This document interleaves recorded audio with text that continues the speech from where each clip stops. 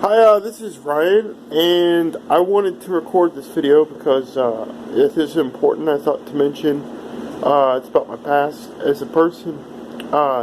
Originally, like when I was younger, my first two sports that I wanted to play was baseball and soccer, and I started out playing t-ball, and I went through my t-ball season, and I played in the Raymore leagues in Missouri, and then I went into the pitching machine leagues, and then we went into fast pitch.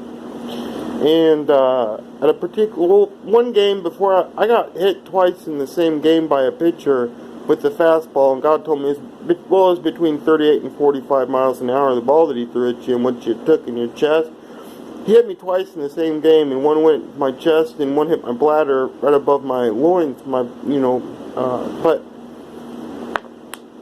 So I had a fear at the plate, but there was a game I played in before that happened, and I was looking for a home run, and when I was out in the field, I played shortstop. I was a shortstop near the backfield, or catcher. So anyway, so the game before I got hit, I was trying to hit a home run, and I swung so hard I didn't have gloves on. I swung so hard, the bat flew out of my hands, and it went. There's a cage protecting all the people, but the bat flew out of my hands and hit the cage. And then I ended up in a game where I was hit twice with the fastball. And I had a fear of the plate. One of my favorite things to do at the game was, bat and try to make a home run. But I quit baseball because I got a fear of the plate. I just didn't. That was one of the best parts of playing the game. And I played like 2 seasons. I was on the Twisters team in Raymore, Missouri. They were the Twisters. I said, Mom, why are we going to Raymore for my sports? She said, because I don't like the coaches here in Belton. I don't trust them. They're mean and angry and immoral, kind of. So she took me to Raymore to play my leagues in soccer and baseball, and I was on the Twisters. Our head coach had a son named Skyler. I hung out with Skyler once at his house. He had Legos, and he was real cool. Skyler was cool. I remember him. So I played soccer and baseball originally, but after I quit baseball, after my mom married Paul, I asked her once at church. There's a guy, Mike Bickle, was a pastor at church, and his dad would go to church at Metro Christian Fellowship, and I saw him, in the wheelchair, and I said, Mom, what did he do to be in the wheelchair? And well, no, she said he was playing football and he became handicapped when he was hitting football. And then, but later on, my mom met Paul, married him, and, after I'd quit baseball, she was telling me I should go out for football. I said, Mom, I don't want to play football. I was never interested in playing football. I wasn't. Originally, I was real afraid to play. If that's what happened to somebody that was playing, I said, I didn't want to play. But she said, Ryan, trust God. Be fearless. Trust God. Go in there and just go in there and trust God. And I said, okay, I'll try it. So she put me in a Pop Warner League, and then my coach was Ron Freeman, your NFL player, Joshua Freeman's father, and Ron Freeman played for the Chiefs in the 1970s. We had practices at Meadowmere Park in Grandview, and we played our games in Lee Summit on the Pop Warner Fields, and we were the Jets. And I think our games were on Saturday. But one game here, I was hit. I had a skin strap, and Ron Freeman wanted me as fullback. And a little kid came through the line when I was the fullback on the offense, and and I had it's a skin strap. They have like shielded straps that I wanted. I ended up getting my second season of football when I played for the Cass County Youth Leagues. My coach, I was on the Pirates. We won every game that season. My coaches were Ed Maurer and Greg Baldus. And there was tryouts at the it's called Belton Memorial Park, and I could have been on one of 3 teams, and I was chosen by Greg Baldus and Ed Maurer, and so I played in the Cass County Youth Leagues when I was in 7th grade. We won every game that season, and we even had a Friday Night Lights game called the Super Bowl, and we won that. I was a punter for the Pirates when I entered my second season of football in the Belton Youth Leagues. I was the punter, and I played offense and defense.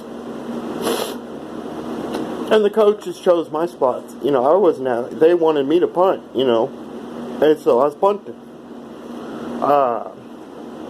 But anyway, so I bought that season. I bought a hard shielded. It's a hard shielded chin strap, because the game I played a game. I didn't know it was my first season of football there with the Jets, and Ron Freeman was our coach, and his son Joshua Freeman went to Grandview High School.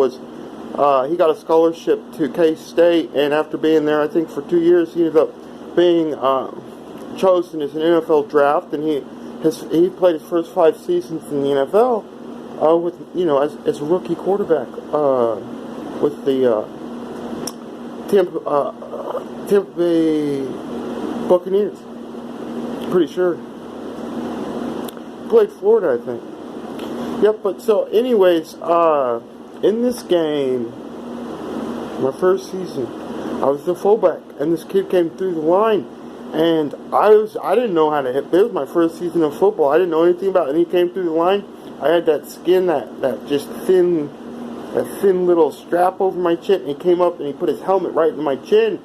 And it hurt me so hard. It hurt so bad. It felt like I broke my chin. And I was shocked. I said, holy smoke. It did. It felt like my chin was broke. He was on the Patriots. But yeah, we as the Jets, that season we lost every game that season. And my mom, after that season, I went into the Cass County public youth league. But, so after I got hit that hard at that game, I said, I'm gonna start hitting people hard, because, every time I went out for a hit or I was in a drill, I would always give my best at it. And I've taken hits from my own Pirates. The hardest hitter I was with was Michael Baldus, Michael Baldus was real talented. He was our quarterback for the Pirates, and he spearheaded people. That's what they called it. But I didn't know that term until he told me. He hit you so hard. Michael Baldus he was real strong, and he was our quarterback. He threw a good pass, really good. And then Joe Mauer could really hit hard, Ed Mauer's son, and Leroy Maiden hit hard, and Drew Riley hit hard on that field. But the only one that shook my pads was Leroy Maiden. He was bigger than me at that age, and he was a transfer from the Kansas City, Missouri School District, and he was a year older than us. I met him in Mill Creek. He was one of my friends when I went to Mill Creek Elementary in Belton, Cass County, Missouri. Anyway, so, but, he was a year older than me, and he was a year behind at school. He told me he came from the Kansas City, Missouri School District, but, I met him first when I was in 6th grade at Mill Creek. So anyways, when I do a hitting drill with him, I did a hitting drill with him, and he's the only person that shook. I shook like underneath my pads. I was shaking my body shaking in my pads. He hit that hard. Drew Stewart gave hard hits, and I got hit by Michael Baldus, and I said, shit, he really, Michael Baldus, it didn't, I'll tell you one thing, Michael Baldus, he knew how to hit, and, so those are the hardest hitters, but, so I wasn't trying to hurt people. I said, I'm not going to be the one hurting on the field, so every person I give a hit to, I'm gonna just give it as much as I can. And you kind of have to have that mentality in football, like your professional linebacker, Ray Lewis, who played, Ray Lewis had that mentality, and he's one of the best linebackers in NFL history, so, I heard about Ray Lewis years ago, and he's one of my favorite NFL players because he knew how to really play. It's not about hugging people. And Ryan learned that in his first season of football. So, anyways, so that's the thing. Ryan started hitting hard in football after he took a hit. And he said, I don't want to be the one hurting out there, so I'm going to be the one giving, the best that I can. I wasn't going out to hurt people, but I wanted them to know, because what happened, I wanted them to know they got a hit. Pretty much, But, that was my thinking if you're not giving a hard hit, you could get hurt. But, then, so I was supposed to play in 8th grade, but I was riding, I had a neighbor down the street, there's an upperclassman. Oh, they moved, the family. It was Reese Barrington was the oldest brother, Austin Barrington was the second, and that's who was class of 2006. They lived at the end of the street of Deer Meadows on 196th Street. And then Austin Barrington had 2 younger sisters that were twins. They were just cool. I hung out with Austin a few times at his house, Wasn't really comfortable over there, but I wasn't. We hung out like 2 times. But anyways, what was it? I felt Austin Barrington was, homosexual by, and I played Halo with him on his Xbox in his family's finished basement there, and Halo, and I didn't feel right sitting in front of the, Xbox playing Halo with him. I just didn't feel comfortable, but I ended up, he had a 90cc dirt bike, and I was riding the dirt bike. I said, can I ride your dirt bike? He said, yeah, you gotta ask my dad. And then his dad said, you gotta call your parents. So I called my dad. He said, I don't want you riding it. Then I called my mom, who I was living with, not my dad. She said, yeah, go ahead, you can ride it. And so I rode the 90cc dirt bike in 8th grade, and I broke my left shoulder. I was going about 25 miles an hour in their field, and I said the bike started going down because I hit a hole. And I just said, I'm going to fall with the bike. I broke my left shoulder, and I missed my 8th grade season of football. But then I have like 2 screws. My operation was done by Dr. Barnhouse of Kansas City Orthopedics. And the surgery was done at Menorah Medical Center. And I have 2 screws in my left shoulder. He said, you broke your left clavicle, and I needed surgery. So I missed my whole 8th grade season of football, and I went back out in 9th grade, and I played on for the freshman center. It was the freshman center back then. Now it's the high school there in Belton. And I played my season there.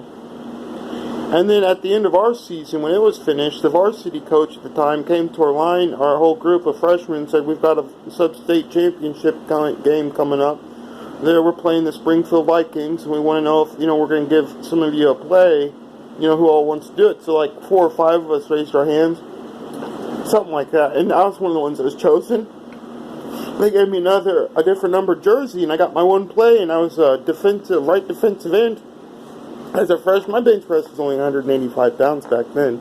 I could only bench press 185 pounds once. In 7th grade, I was working out with 135 pounds. I could bench press 135 pounds, 10 repetitions, and I'd do like sets of 3 or 4 with 135 pounds in 7th grade. And I didn't work out much. I wasn't motivated to lift a lot of weights.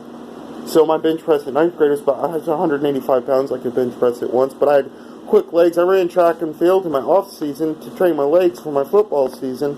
I played 2 seasons of track. I ran the 50-meter dash and the 400-meter relay. And I had 2 seasons of track and field there, but, and the reason why I joined track and field was to have an off-season sport, to train my legs for football season. So, anyway, so I had strong legs, and I'd always ridden bicycles, and I rollerbladed. I didn't start skateboarding until I was 17. So I got my one play, and it was like the 3rd quarter, and they put me in. I had a different number jersey. I was right defensive end, and we were facing the graveyard. We were at the old high school, which is now the middle school in Belton. It's an older building. It's built in like 1960s or 70s. I got my one play, and something told me, don't look at there's a left defensive tackle, and something said, don't look at him, Ryan. Don't even turn your helmet, because he's going to want to keep you from sacking the quarterback. So I just looked straight ahead and used my peripheral vision. I was just waiting. I was waiting for the quarterback to say hike, and I sprinted right through it. The left tackle didn't even touch me, and then I made a cut, and I sprinted as fast as I could, and I hit the varsity quarterback, who was smaller, but he wasn't like real tall, like Joshua Freeman, but I hit him so hard, I sprinted right through him, and I sprinted right through him. It's called like a clothesline wrestling. I pretty much clotheslined him because I hit him so hard.